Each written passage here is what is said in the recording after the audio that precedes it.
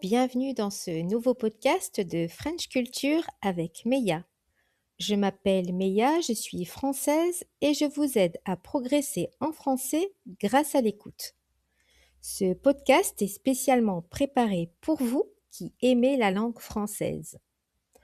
Aujourd'hui, je vais vous parler de la gastronomie française et plus précisément de la place très importante du fromage pour les Français. Installez-vous confortablement, ouvrez bien grand vos oreilles, c'est parti. En France, le fromage est partout. À table, dans les magasins, au marché, au restaurant. C'est un aliment essentiel de la gastronomie française et je dirais même plus, c'est une tradition et une vraie fierté nationale. Les Français aiment beaucoup le fromage. Je n'ai pas trouvé de chiffre exact, mais on peut dire qu'il existe plus de 1000 variétés de fromage en France. Vous avez bien entendu, plus de 1000 fromages différents. Même pour moi qui suis française, ce chiffre est incroyable. Il existe beaucoup de fromages différents.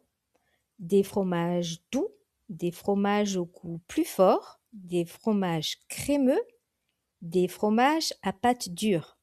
Chacun peut trouver son bonheur. Le fromage est un aliment qui fait vraiment partie du quotidien des Français.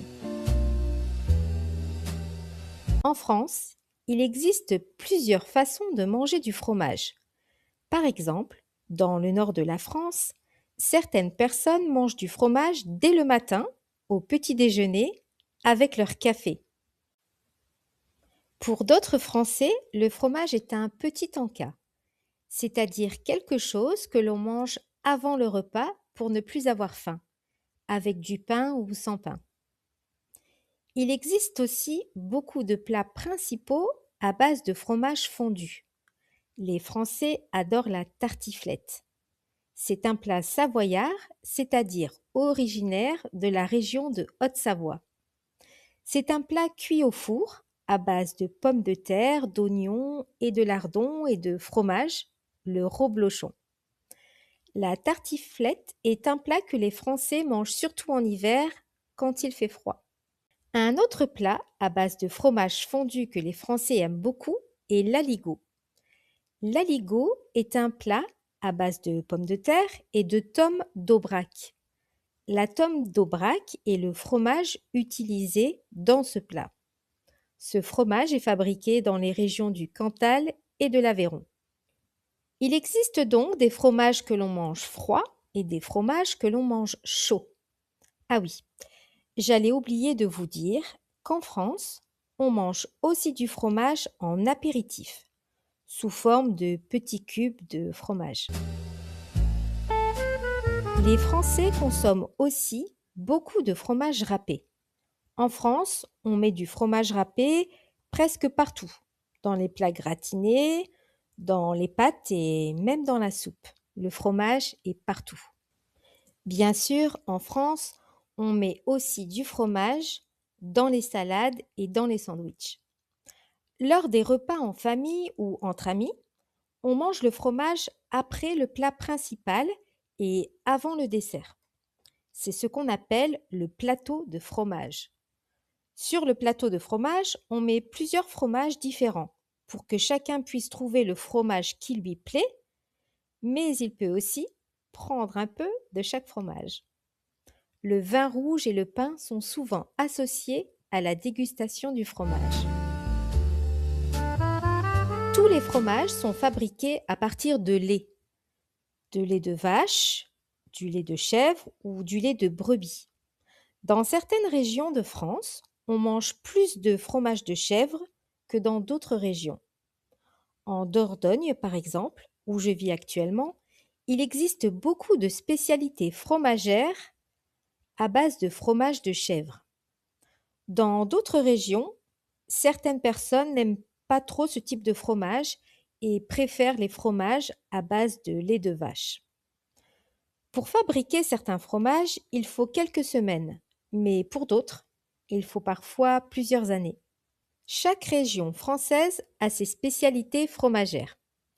Je peux vous citer 4 fromages très connus en France. Le camembert, originaire de Normandie, le roquefort, originaire du sud de la France, le comté, fabriqué dans le Jura, et le fromage de chèvre, que l'on trouve notamment en Dordogne. Goûter un fromage, c'est aussi découvrir une région de France.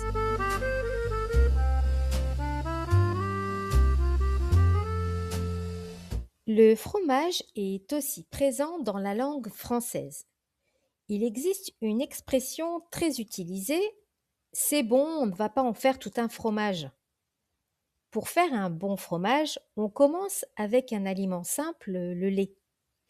Avec le lait, on peut faire quelque chose de très élaboré, du fromage.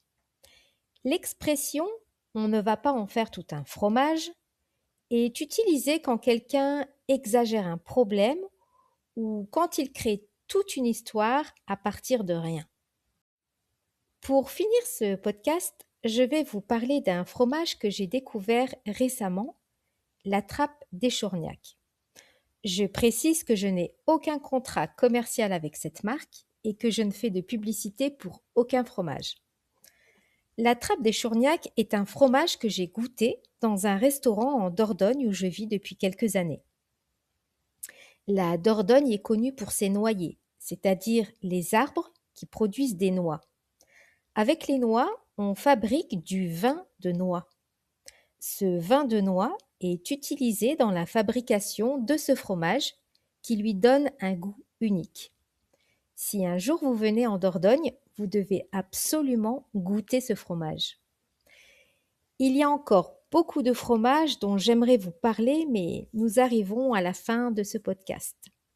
Vous avez compris que le fromage est bien plus qu'un simple aliment en France. C'est un élément central de la gastronomie, de la culture et de l'identité française. J'espère que ce podcast vous a plu. Pour pratiquer votre français, dites-moi en commentaire s'il existe beaucoup de fromages dans votre pays et si vous avez déjà goûté du fromage français.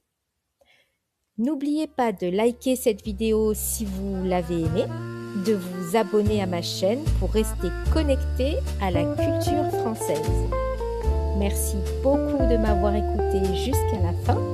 À très bientôt pour un nouveau podcast en français sur la culture française.